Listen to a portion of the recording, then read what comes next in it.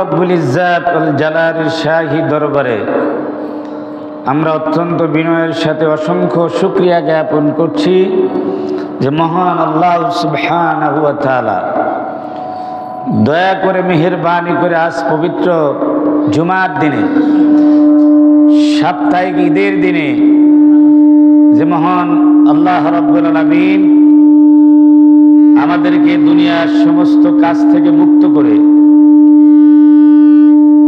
তার পবিত্র ঘর মসজিদে এসে তার গোলামিতে শামিল হওয়ার তৌফিক এনায়েত করলেন।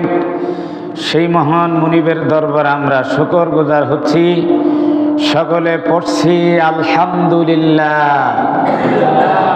আলহামদুলিল্লাহ হামদান কাসীরান তাইয়িবান মুবারাকান ফি ইয়া রাব্বি লাকাল হামদু কামা ইয়ানবাগি লিজালালি ওয়াজহিকা ওয়া আযীমি সুলতানিকা ইয়া রাব্বি লাকাল হামদু বিল ঈমান ওয়া লাকাল হামদু বিল ইসলাম ওয়া লাকাল হামদু বিল কুরআন ইন্নাকা খালাকতানা ওয়া রাযাকতানা ওয়া হাদাইতানা ইয়া রাব্বাল আলামিন।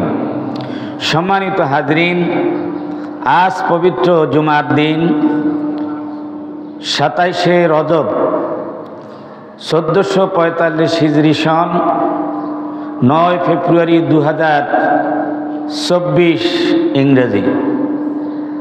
আজকের এই পবিত্র জুমার দিনে আল্লাহ পাক তার পবিত্র ঘরে আমাদেরকে আশ্রিত করলেন। পবিত্র রজব মাসের আজকের শেষ জুমায়, সেজন্য আমরা আল্লাহ পাকের দরবারে শুকরিয়া আদায় করে নিলাম।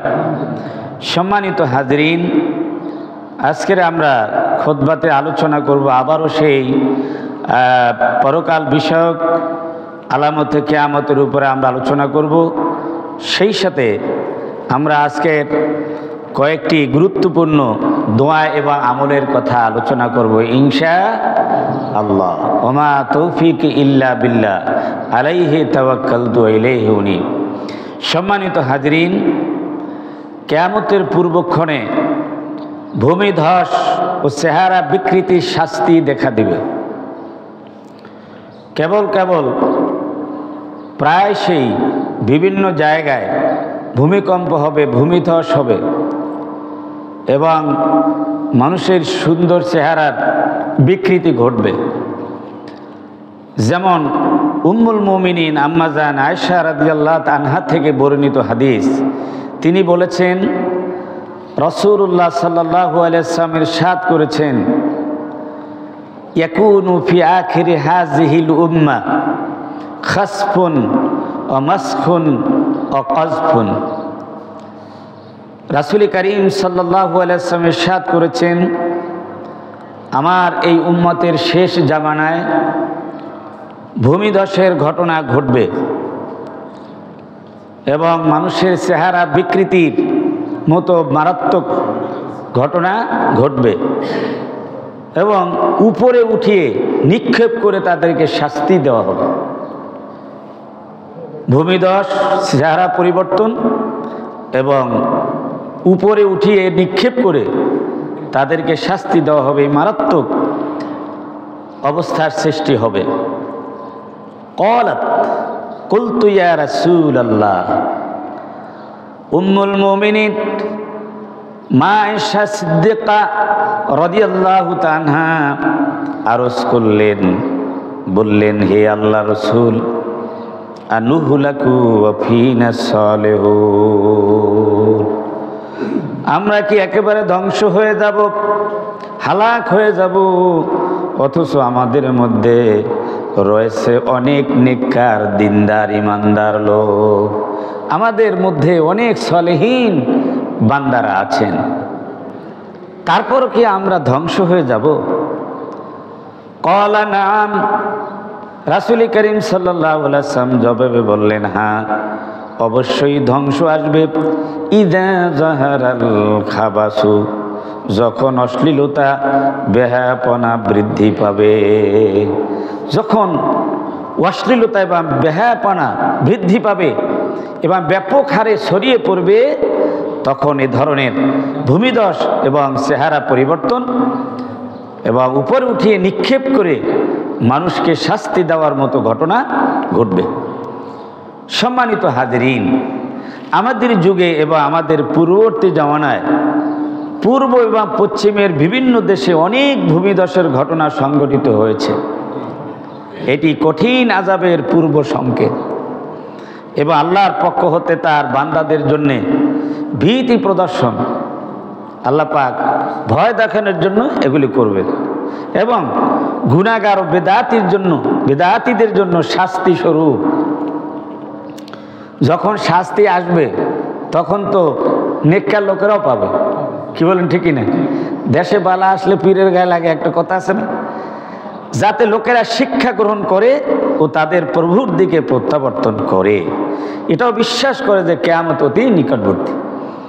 মানুষেরা এই ধরনের ভয়ঙ্কর অবস্থা দেখে যাতে করে তাদের সেই অপকর্ম থেকে, খারাপ কাজ থেকে ফিরে এসে তারা প্রত্যাবর্তন করে আল্লাহর দিকে এবং তারা তওবা করে এবার নেককার দিনদার ইমানদারে পরিণত হয়ে যায়। সেজন্যই মূলত এইরকম ঘটবে। গান বাজনাতে মত্ত এবং মদ পানকারীদেরকে এই সমস্ত শাস্তি প্রদান করা হবে। হযরত ইমরান ইবনে হুসাইন রাদিয়াল্লাহু তাআলা থেকে বর্ণিত হাদিস, তিনি বলেন, ক্বালান নবী সাল্লাল্লাহু আলাইহি ওয়াসাল্লাম ফি হাযিহিল উম্মতি খাসফুন মাসকুন কাসফুন। এই উম্মতের শেষ জামানায় ভূমিধস, মানুষের চেহারা বিকৃতি এবং উপরে উঠিয়ে নিক্ষেপ করে তাদেরকে শাস্তি দেওয়া হবে। ফাকালা রাজুলুম মিনাল মুসলিমিন ইয়া রাসূলুল্লাহ, মুসলমানদের মধ্য থেকে এক ব্যক্তি দাঁড়িয়ে বললেন, হে আল্লাহর রাসূল, ওয়া মাতা যালিকা, এটা কখন ঘটবে? ক্বালা ইযা যাহারাতিল কায়নাতু ওয়াল মাযিবু ওয়া শুরিবাতিল খুমুর। যখন উম্মতের ভিতরে গায়িকা নায়িকা বেশি হবে, সর্বত্র গান বাজনা চলবে, বাদ্যযন্ত্রের প্রসার ঘটবে, অশরিবাতুল খুমুর, আর মদ পান করা হবে, মদ পানের প্রসারতা ঘটবে, ব্যাপক হারে লোকেরা মদ পান করবে। এই সমস্ত অপকর্ম যখন শুরু হবে তখনই এই ধরনের কঠিন আযাব মানুষের উপরে আসবে। বলেন নাউযুবিল্লাহ। নবী করিম সাল্লাল্লাহু আলাইহি ওয়াসাল্লাম বলেছেন, আমার উম্মতের একদল লোক মদ পানে তারা লিপ্ত থাকবে, কিন্তু মদের নাম মদ বলে তারা বলবে না, ভিন্ন ভিন্ন নামে তারা পান করবে, কিন্তু সেটাকে মদ বলে চালিয়ে দেবে না। তারা বাদ্যযন্ত্র, বাঁশি বাজানো, গান বাজনা নিয়ে তারা কি থাকবে? ব্যস্ত থাকবে। তাদেরকে আল্লাহ রাব্বুল আলামিন এভাবে জমিন ধসিয়ে মাটি নিচে দিয়ে তাদেরকে শাস্তি দিবেন। বলেন নাউযুবিল্লাহ।